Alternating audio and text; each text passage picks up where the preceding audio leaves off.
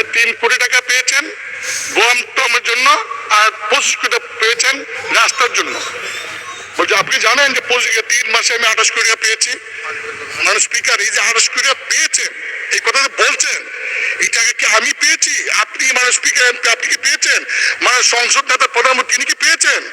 কারণ এই আমাকে কিন্তু ইতিমধ্যেই ওই ফেসবুক দেখে অনেকে বলছেন যে 25।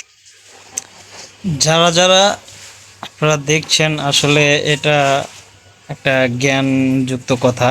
কারণ না, ব্যারিস্টার সুমন সাহেব যেই কথাগুলো বলেছেন, ওই কথার উপরে ভিত্তি করে এই স্যার উনি এই কথাটা বলেছেন। ঠিক আছে, আপনারা কথাটা ভিডিওটা টোটালি দেখবেন।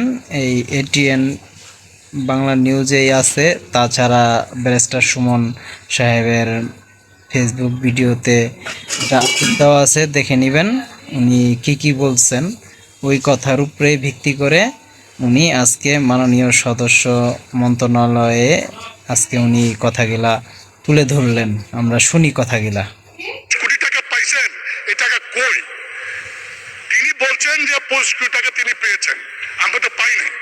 মানে স্পিকার, আপনি জানেন যে বর্তমান সরকার গত কয়েক বছরে আমাদেরকে এমপিদেরকে সুযোগ দিয়েছিলেন যে স্থানীয় সরকার মন্ত্রণালয়ে প্রতি বছর 4 কোটি করে, 5 বছরে 20 কোটি, এইবার বলেছেন 5 বছরের জন্য 25 কোটি টাকার প্রকল্প নাম দেওয়ার জন্য।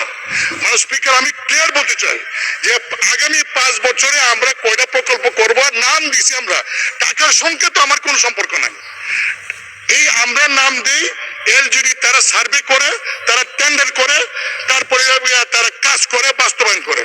কিন্তু মাননীয় সদস্য যেভাবে বলছেন যে আমরা 25 কোটি টাকা আমরা পেয়েছি, শুধু তাই না, তিনি আরো বলেছেন যে এমপি যে তো লাভবান, যদি আগে জানতাম তাহলে আরো আগে এমপি, তবে তো বড় ব্যবসা। মানে স্পিকার।